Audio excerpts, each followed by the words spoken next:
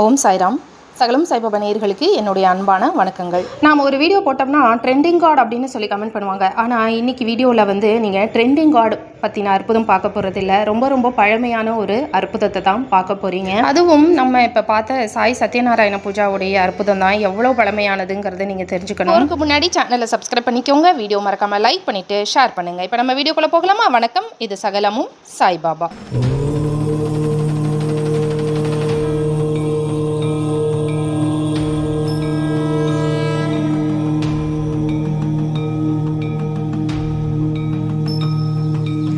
நீங்கள் இப்போ வீடியோவில் பார்த்துக்கிட்டு இருக்கிற எல்லா ஃபோட்டோஸுமே சாய் சத்யவிரத் பூஜாவை நம்ம பக்தர்கள், நம்ம சப்ஸ்கிரைபர் அவங்கவுங்க வீட்டில் செஞ்ச பூஜையோடைய புகைப்படங்கள் எல்லாத்தையும் தான் இந்த வீடியோவில் நான் ஷேர் பண்ணியிருக்கேன்.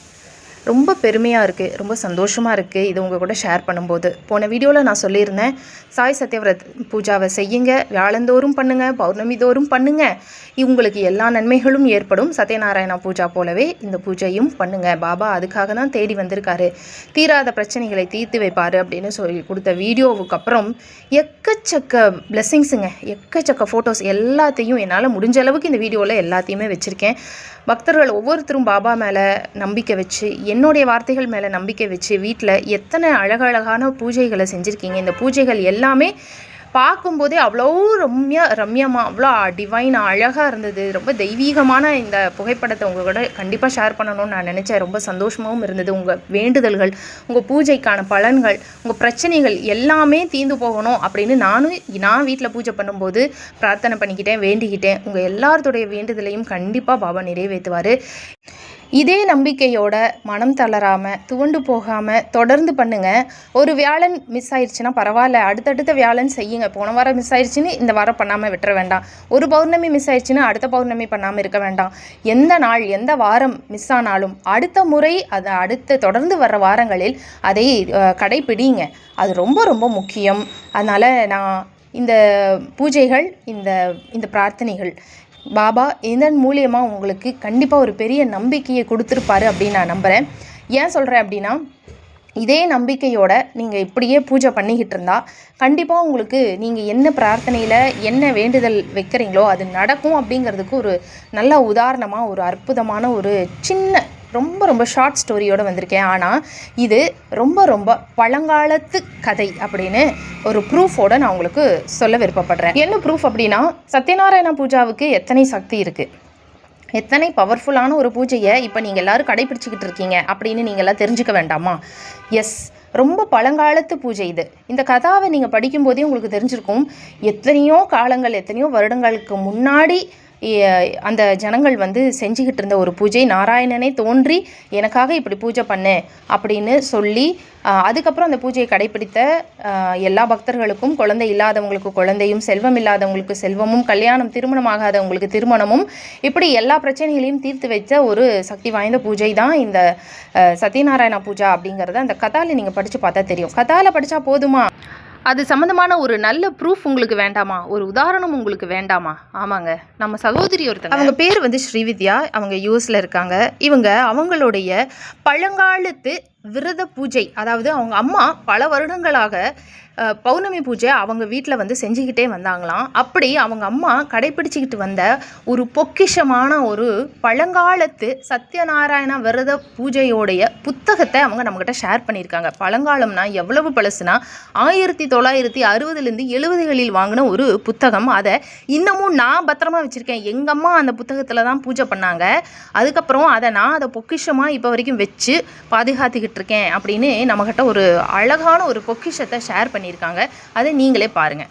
அவங்க அம்மா 1970 தொடங்கி இப்போ அவங்க இல்லை, ஆனால் அவங்க உயிர் இருக்கும் வரை அவங்க தொடர்ந்து வீட்டில் பௌர்ணமி பூஜையை தவறாமல் செஞ்சுக்கிட்டே வந்தாங்களாமாங்க. அவங்க செய்யாத மாதமே கிடையாது. அந்த அளவுக்கு ரொம்ப வந்து தீவிரமாக கடைப்பிடிச்சிக்கிட்டு வந்திருக்காங்க. அந்த கடைப்பிடிச்சிட்டு வந்ததுனால அவங்க அம்மாவுக்கு ஒரு அற்புதம் நடந்திருக்கு. அந்த அற்புதத்தோடைய மகத்துவம் என்ன அப்படிங்கிறத இந்த வீடியோவில் நீங்கள் பார்க்க இருக்கிறீங்க. முதல்ல இந்த புத்தகத்தை பாருங்கள். இந்த புத்தகத்தோடைய விலை வந்து ₹1 20 பைசாவுக்கு இந்த புத்தகம் அந்த காலத்தில் விற்றுருக்காங்க. ரொம்ப ரொம்ப இதெல்லாம் பார்க்கவே உண்மையாலுமே யாருக்குமே கிடைக்காத ஒரு பொக்கிஷம். இந்த புத்தகத்தில் இருக்கிற எழுத்துகள் எல்லாமே பழங்காலத்து எழுத்துகள் மாதிரி இருக்கும். ஸ்ரீ சத்யநாராயண விரதம் அப்படின்னு பாருங்கள், விரதம்னு எழுதியிருக்கு. இப்போ இந்த புத்தகத்தில் 108 நாமாவளி மந்திரம் இருக்குது. அந்த மந்திரத்தில் சேஷ சாயினே நமக அப்படின்னு சாய்நாதரையோடைய பெயரும் இருக்குது அப்படிங்கிறது குறிப்பிடத்தக்கது. 1970களில் சத்யநாராயண விரதத்தோடைய புத்தகத்தில் சேஷ சாயினே நமக அப்படின்னு சாய்நாதருடைய பெயர் இருக்குது அப்படிங்கிறத அவங்க நோட்டீஸ் பண்ணி அதை என்கிட்ட அண்டர்லைன் பண்ணி அனுப்பியிருக்காங்க. இப்போ இதில் விஷயம் என்ன அப்படின்னு பார்த்தீங்கன்னா, நமக்கு இந்த புத்தகத்தில் இருக்கிற எழுத்தும் இப்போ இருக்கிற தமிழ் எழுத்துக்கும் நிறைய வித்தியாசம் தெரியும். உங்களுக்கு ரொம்ப ரொம்ப வித்தியாசம் இருக்குது. அந்த காலத்து எழுத்து, அதாவது தொன்மையான எழுத்துக்கள்னு நம்ம சொல்லுவோம்ல, அந்த மாதிரி எழுத்துக்களில் தான் இந்த புத்தகம் வந்து இருக்குது. இந்த புத்தகம் எவ்வளோ பழசுன்னு பேஜை பார்த்தாலே உங்களுக்கு தெரியும். அதே போல் பாருங்கள், ஸ்ரீ சாயி நமக, இந்த அண்டர்லைன் பண்ணியிருக்கிற இந்த வார்த்தை பாருங்கள், ஸ்ரீ சாயி நமக. ஆனால் இது ஸ்ரீ சாயிங்கிறத வந்து அவங்க சொல்லி தான் நமக்கு தெரியுது இது சாயி அப்படிங்கிற வார்த்தை வந்து அந்த காலத்தில் இந்த மாதிரி ஒரு எழுத்துக்களால் தான் எழுதியிருந்திருக்காங்க. இது கிட்டத்தட்ட சமஸ்கிருதம் மாதிரி இருக்குது. ஆனால் எழுத்துகள் தமிழ் எழுத்துக்கள் தான், நமக்கு புலப்படாத ஒரு எழுத்துகள். இதை வந்து அவங்க அம்மா பல வருஷமாக கடைப்பிடிச்சிக்கிட்டு வந்திருக்காங்க. இந்த பூஜையை செஞ்சுக்கிட்டு வந்திருக்காங்க. அவங்க அம்மாவுக்கு அப்புறம் இப்போ சகோதரி செஞ்சுக்கிட்டு இருக்காங்க. இதில் விஷயம் என்ன தெரியுங்களா, இந்த அக்காவுக்கே வந்து இப்போ ஒரு 50 வயசு இருக்கும். அப்போ எவ்வளவு பழமையான ஒரு புத்தகம், எவ்வளவு பழமையான பூஜைன்னு பாருங்கள். இப்போ நான் அற்புதத்துக்கு வரேன். ஏன் இவங்க அம்மா வந்து ரொம்ப வருஷமாக இதை கடைப்பிடிச்சிக்கிட்டே வராங்க. இவங்க அம்மாவுக்கு ஒரு பையன் பிறந்திருக்கு. அதுதான் இந்த அக்காவுடைய அண்ணா. பையன் பிறந்ததுக்கப்புறம் பொண்ணு வேணும் அப்படின்னு இவங்களுக்கு ஆசை. அதனால் இவங்க சத்யநாராயண பூஜாவை ஃபாலோ பண்ணுறாங்க. நாராயண பூஜாவில் நம்ம ஒரு கதா படிச்சிருப்போம். லீலாவதி அப்படின்னு ஒரு கேரக்டர் இருக்கும். அந்த லீலாவதி அப்படிங்கிற ஒரு தாய் தான் குழந்தை வரம் வேண்டி இந்த பூஜையை வந்து பண்ணியிருப்பாங்க. அப்படி ஒரு கேரக்டர் இருக்கும். அந்த குழந்தையோட பெயர் கலாவதி. ரொம்ப வருஷம் குழந்தை இல்லாமல் சத்யநாராயண பூஜா பண்ணதுக்கப்புறம் தான் லீலாவதிக்கு குழந்தை பிறக்கும். அந்த பெயர் கலாவதி. இந்த கதாவை நம்ம படிச்சிருப்போம். அது சத்யநாராயண புக்கில் இருக்கிற அந்த கதையிலேயே இந்த ஸ்டோரி இருக்குது. இப்போ இதை படித்து இந்த பூஜை செஞ்சு தான் கேட்ட வண்ணம் இந்த அம்மாவுக்கு பெண் பிள்ளையே பிறந்திருக்காங்க. அதுதான் இந்த அக்கா. இதில் பியூட்டி என்ன அப்படின்னா, இந்த அக்காவுடைய பெயரும் லீலாவதி தான். அதாவது வீட்டில் வச்ச பெயர் லீலாவதி, வெளியே வந்து ஸ்ரீவித்யா அப்படின்னு கூப்பிட்றாங்க. ஆக லீலாவதி அப்படின்னு சொல்லி ஒரு தாய் கேரக்டர் நம்ம கதையில் படிச்சிருப்போம். அதே பெயரை தான் இந்த அக்காவுக்கு அந்த அம்மா வச்சுருக்காங்க. இதில் என்ன விஷயம் அப்படின்னா, குழந்தை இல்லாமல் அந்த காலத்தில் பூஜை பண்ணி நாராயண பூஜாவை பண்ணி அதுக்கப்புறம் குழந்தை பிறந்திருக்கு. இந்த கதையில் வர்ற மாதிரி ஒரு பெண் குழந்தையும் பிறந்திருக்கு. அதனால் அவங்க அம்மா லீலாவதினே இந்த அக்காவுக்கு பேர் வச்சுருக்காங்க. அந்த பூஜைக்கு அப்புறம், அந்த குழந்தை பிறந்ததுக்கப்புறம் அவங்க அம்மா அவங்க வாழும் வரை இந்த பூஜையை தவறாமல் செஞ்சுக்கிட்டே வந்திருக்காங்க. அந்த அளவுக்கு தீவிரமான நாராயண டிவோட்டி அவங்க அப்படின்னு இந்த பழமை வாய்ந்த இந்த புத்தகத்தை நம்மகிட்ட ஷேர் பண்ணியிருக்காங்க. ரொம்ப ரொம்ப அற்புதம். இதெல்லாம் நம்ம தெரிஞ்சுக்கணும். நமக்கு கிடைக்காது, காண கிடைக்காத பொக்கிஷம் இது. அந்த காலத்து முதலே அவங்க அம்மா நாராயணனுக்கு 3 பிரசாதம் வைப்பாங்களா. அந்த 3 பிரசாதத்தோடைய டீட்டெயில்ஸ் அவங்க நம்மகிட்ட ஷேர் பண்ணியிருக்காங்க. 1 பாலில் சர்க்கரையும் ஏலக்காயும் போட்டு வைப்பாங்க. 2வது கேசரி செய்வாங்களாம். 3வது கோதுமை மாவை நெய் விட்டு முதல்ல வாணலியில் நல்லா வறுத்து எடுத்துக்குவாங்களாம். வறுத்து அதை இறக்குனதுக்கு அப்புறம் சர்க்கரையை பவுடர் பண்ணி அதை அந்த கோதுமை மாவில் கலந்து ஏலக்காய் போட்டுருவாங்களாம். இவ்வளவு தான். அந்த கோதுமை மாவையும் அந்த மாதிரி அந்த சர்க்கரை போட்டு அந்த கோதுமை மாவையும் அவங்க பிரசாதமாக வழங்குவாங்களாம். இந்த 3ஐயும் அவங்க வழங்குவாங்களாம். இதை வந்து நானுமே நெக்ஸ்ட் டைம் ட்ரை பண்ணலான்ட்டு இருக்கேன். அந்த நல்ல வறுத்த கோதுமை மாவில் சர்க்கரை போட்டு சாப்பிட்டா உண்மையாலுமே அது செம டேஸ்ட்டாக தான் இருக்கும். இந்த டீட்டெயில்ஸை நான் உங்கள்கிட்ட ஷேர் பண்ணிக்கலான் இருக்கேன். ஏன்னா நான் கேள்விப்பட்டிருக்கேன் நாராயணனுக்கு கண்டிப்பாக இந்த கோதுமை வந்து வறுத்து சர்க்கரை போட்டு வைக்கணும் அப்படின்னு சொல்லி எனக்கு ரொம்ப முன்னாடி ஒருத்தங்க சொல்லியிருக்காங்க.